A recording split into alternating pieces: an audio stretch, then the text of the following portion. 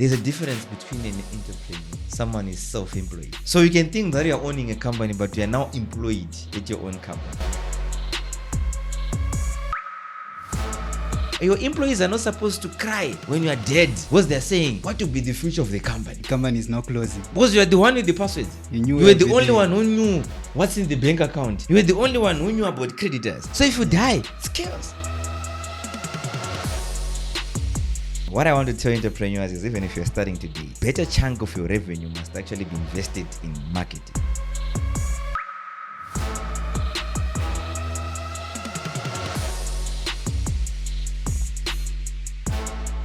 Greetings, ladies and gentlemen. Welcome to yet another exciting episode of the Chartered Vendor Podcast, where we talk about business, entrepreneurship, and sales, and as well as how to make your business profitable. Now, before we go any further, if you are finding this content interesting and engaging, please do share by subscribing to the channel, comment in the comment section, and get to tell us what you think. So, as always, I'm with the man himself, Jerry. How are you doing? How are you? I'm okay. How was your day? So. Yeah, it's going fine. Yeah. It's going fine. Yeah. So I've been thinking of starting a business. I want to be an entrepreneur like you. Yeah, but the problem is, when you're starting, you're still small. There's a lot of problems, but the main problem is now trust issues. You get to see that many companies that I've seen, small companies, the owner, the main owner, the founder, handles everything. Everything has to pass through you. You need to know that what's being done in marketing, what's being done in accounts, what's being done in sales. In fact, it's like an octopus kind of handling things. What's your take on that? Yeah, it has got two sides. Every story has got two sides. And what I've noticed is, trust issues are real issues when you're starting a business and when you're growing it. And other sectors, I think there are a lot of entrepreneurs, after teaching someone, they've went on to actually open their own company. And after probably giving someone a certain skill, they go and actually invest in another thing. Those things, they do happen, and they're actually happening, and they are real in entrepreneurship. So what I want to encourage entrepreneurs is I'll actually attack it in different sides. The first one, if you want to build a business, yes. I think I'll actually tell you, when I was building M&J in the early stages, yes, we've garnered a little bit of success. We don't call ourselves a successful consultants, but I think we've done really well as compared to when we started, when I was just one. And I still remember my first employee, Rumbi. Shout out to her, that's my sister. She's running a company called Biera Consultants. You can also support them. But what I just want to say is, in the early stages of building a business, that's when you face most of those problems. Why? You don't have a brand. All right. You are relying solely on people to deliver. Are you getting it? Yes. So people, they just trust Jerry. Jerry now has Gordon. Jerry now has Rutendo. Jerry now has Peter. So they think that these individuals, if I take Gordon into my company, or even Gordon has got the guts to also start and compete with me directly. Because why? I don't have a brand. The brand is still small. The brand is not even recognizable. We're still at that stage. Are you getting it? Yeah. But there comes a time now. What I want to tell entrepreneurs is, even if you're starting today, better chunk of your revenue must actually be invested in marketing. Why marketing and the brand? Because when you spend 2 years, 3 years, a year in a business, people must say, I would rather go to M&J because it's a brand. And customers, they want to deal with a good brand. Are you getting it? Yes. So that brand will not only be fighting external competition, but you're now also fighting internal competition from the employees who are actually around you. Because most of them, they also want to be like you. Yes, or definitely. Even better than you. Yes. But now the question, someone is supposed to ask himself to say, yes, if I leave M&J today, am I able to compete with M&J at same level? Then if their answer is no, it means I have a brand.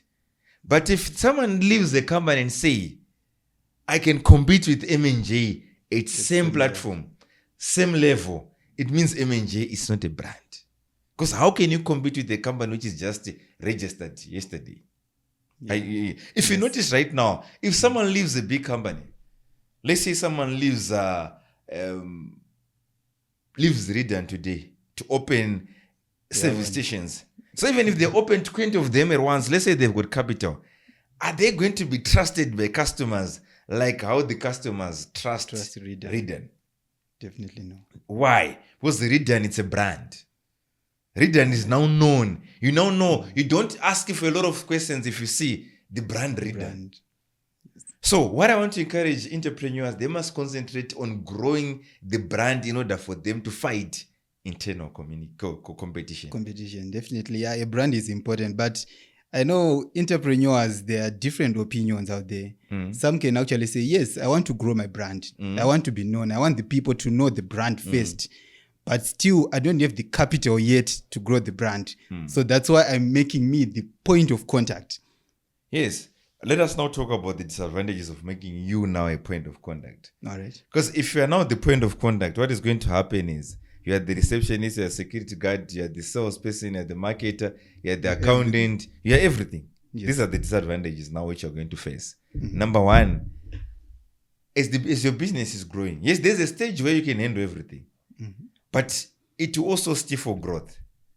Because why? Imagine 20 people, 20 people are calling you, they want consulting services, but you're saying everything has to pass through me. I'll give you a particular example. I think I've wrote it in one of my articles. I was given a mandate to actually consult this and train salespeople in this company.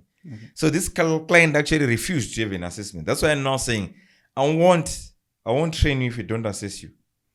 So we went into this company. Boom. And this company has been trading for the last 20 years and their sales are not growing. And I highlighted that, no, there's a problem. Obviously, people are not trained.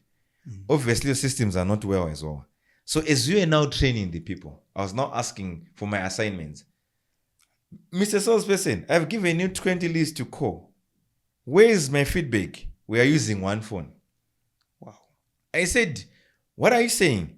We are using one landline and one cell phone, which belongs to the boss.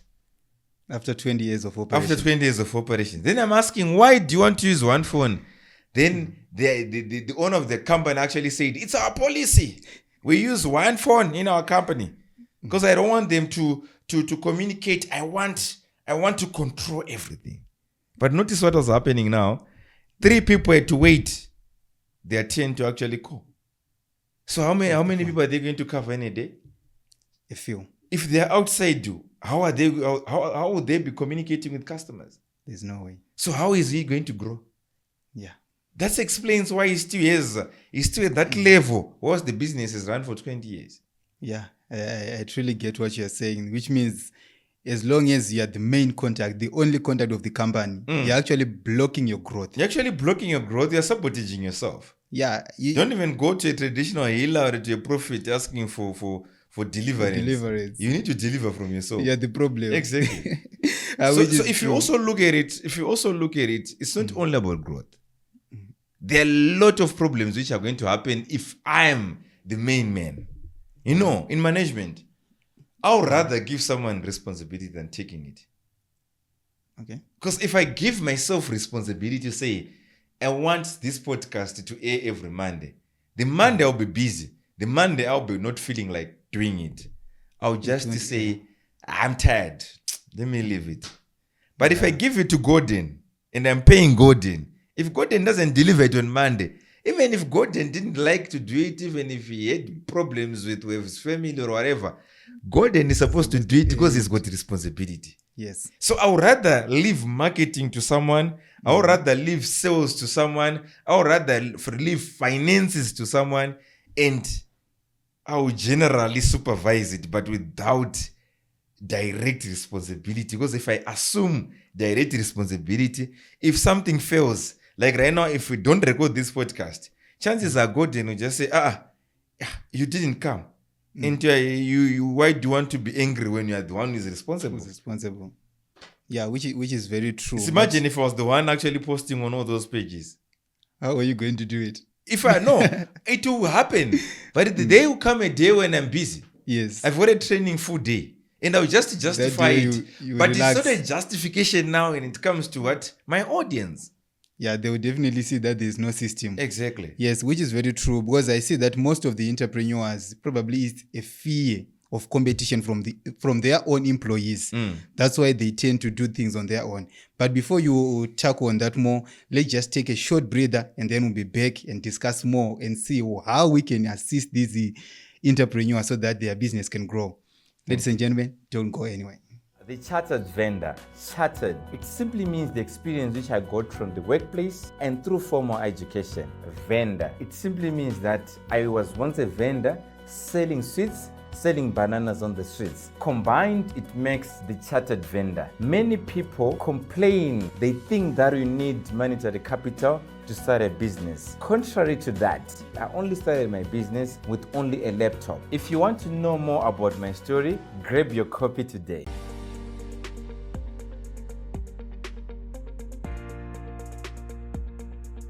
Stable economy, low taxes. I need a country with real growth potential.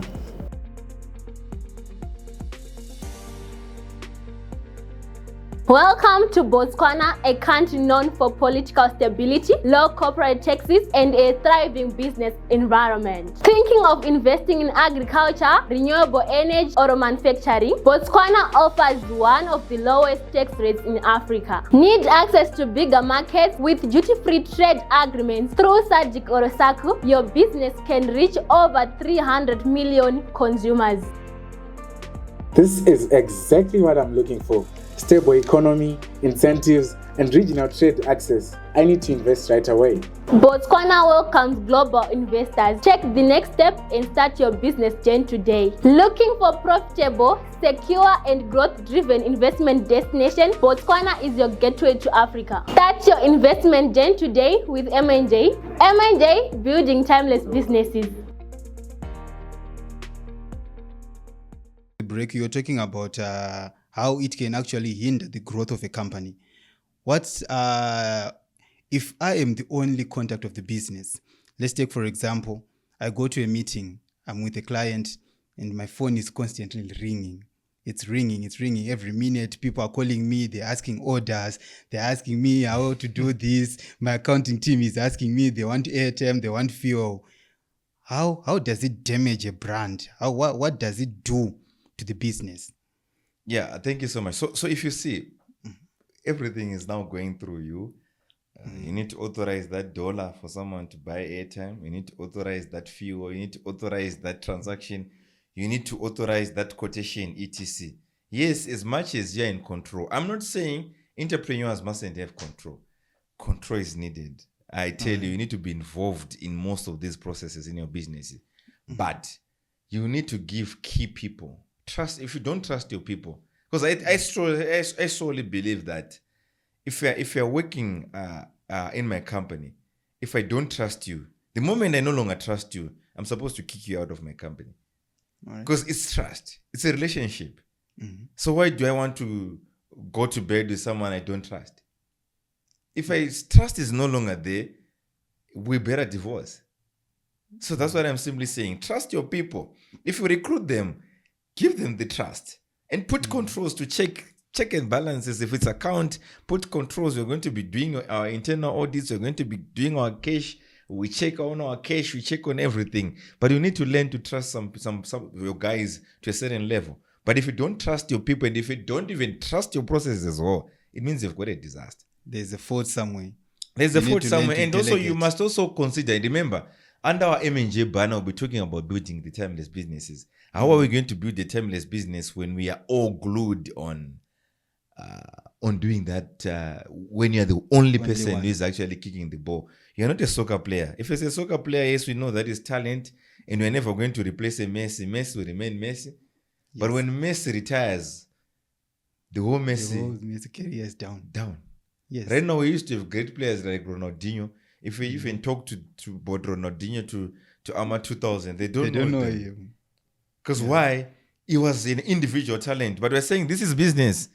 Business is to thrive. 100 years, business is supposed to operate. 20 years, business is supposed to operate. Business is supposed to operate with or without you. That actually reminds me of the famous bus companies. Yeah. You talk of the famous Munenja, the Kurakurerwas, Uh-huh. whereby right now there are only scraps which are left. Yeah. Most of their buses are down. Why? Because the owner is no longer there, and probably the children don't know how he was doing the things. Yeah. Like what I'm actually saying. Yeah. So I just wanted to ask her, what are some of the syndromes? How can you see that you are now running what you term a one SIM card entrepreneur? Okay, if you look at it, I'll shout out to my team at CAG. Oh, Shout out to very good Dr. team. Nananga, Reliable. to Tinashe Nananga, to Mkoma Sam Nananga, Yes. and their father. So if you look at it, these guys are running a company, a bus company called CAG. And I'm happy that right now they've actually introduced, because if you notice, those buses which actually go to Mbare, and they apply routes Mnyanga, Chipinge, etc. Yeah. So they are what are called rank marshals. And they are also conductors and drivers. And what they've been saying to me was, in these bus operators, they don't control the system. So imagine your guy is going to go. He can actually even lie to you that police has hit me and I've lost this, this has actually happened. So they said we don't even have control. We don't even also know how much they are going to cash. Yeah. So they've said today they can cash $500. Tomorrow they can cash 50. What? Tomorrow they can cash 2,000. That's what they're actually saying to me. So why I'm saying shout out to CAG, they've now put a system which is the Harare to Bulawayo. The system, what they're now doing is, you book, you want to go to Bulawayo. Yes. You pay through the booking office. Then CAG, they now have their own rank, where you know that 8 a.m. there's a bus from CAG which is going to Bulawayo. At 10 a.m. another bus is leaving to Bulawayo.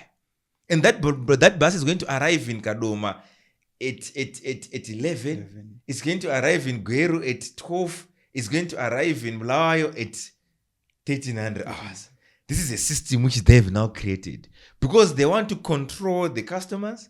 They also want to control what is happening between the routes. Hence, this is now a system which can be inheritable. Rather than the old system whereby buses are just going empty at a rank. And we just hear that, I don't even know. I don't even know the and at a rank, people just say, today there are many people. And tomorrow they'll say, we didn't even have, there are no passengers. But the bus was actually full. Especially during this holiday period. Yes. So what I'm simply saying now is creating systems matters. If you look at businesses, whether sales, whether HR, it will always go back to a systematic way of doing things.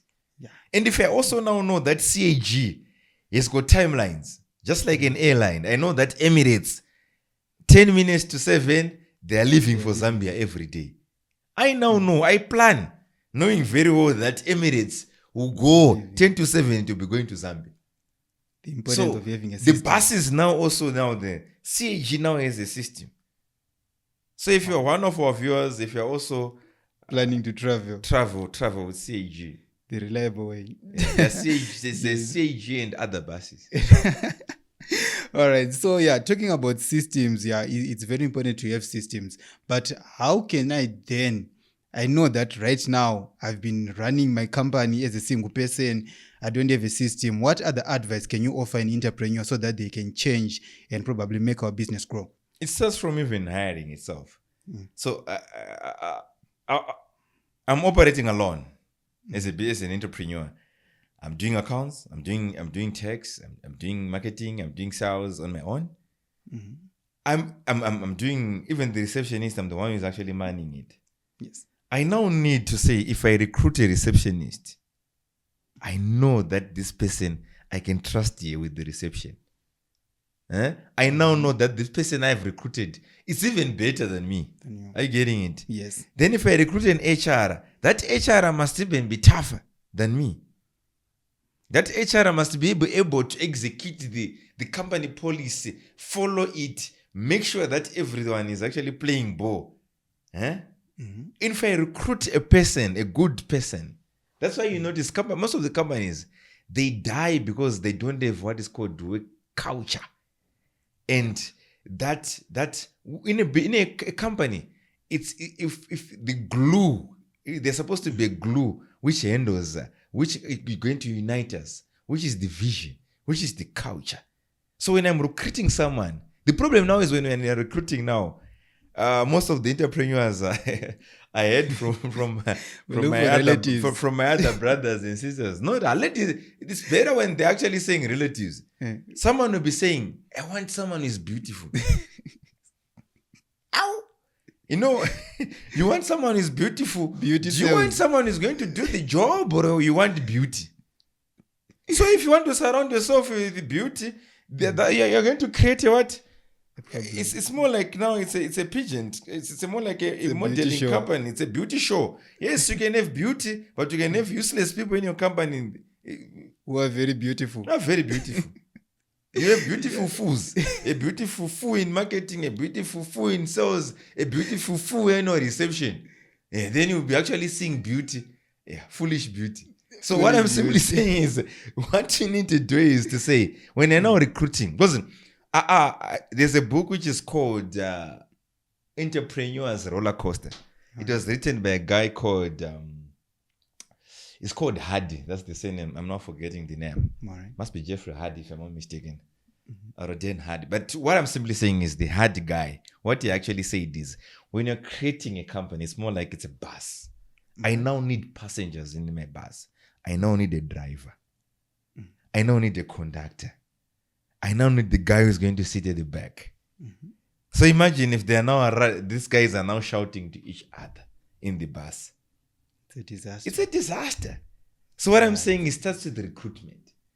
It now starts with building systems, which are written, standard operating procedures. I'm supposed to say, if it's 20 years after, I'm supposed to say, if I've got my HR right now, if we're doing things in a certain way, we are supposed to document everything. So that if that HR leaves or is promoted, if the person who is coming in is supposed to see the standard way of doing things, not to start coaching that person again. So it means now if I'm no longer there, who is going to coach that person? There's no one. So we need standard operating procedures, which create systems. All right. When we're at the reception, if a visitor comes in, we stand, we smile, we write it down. That's the way we do things. Yeah, we sweep. We sweep our offices 2 times a day. That's a standard. And then when we are diverting from that, we know that our business is now failing to meet what we actually said. Except for ourselves. All right. Yeah, interesting facts. But Jerry, our time is very, very generous. But before we go, just maybe small tips for the entrepreneurs right now. Okay. In terms of that, because I know most of the people, they struggle with, there's a difference between actually owning a company. I think my brother Vusi Tembekwae is managed to actually fluently articulated that when he actually said there's a difference between an entrepreneur. Someone is self-employed. All right. So you can think that you're owning a company, but you are now employed at your own company. And what he said, if you cannot leave your business still running in 3 months, you're not an entrepreneur. You're self-employed. It's a difference that you just created an advanced job for yourself. So the tips which I want to give people is to say, you were not made with steel. So one way or another, you either die, you get sick, you want to visit places, your relatives are going to die, you want to spend 3 days at your rural areas, the company is supposed to be moving. You are not the company. That's why the company is called private limited. It simply means that the directors, the shareholders of the company are not the company. We need people who are going to play the ball. So you rather think, if you want to run a company efficiently, when you always sit down, when I come in every morning, I'm supposed to say, what will happen if I die today?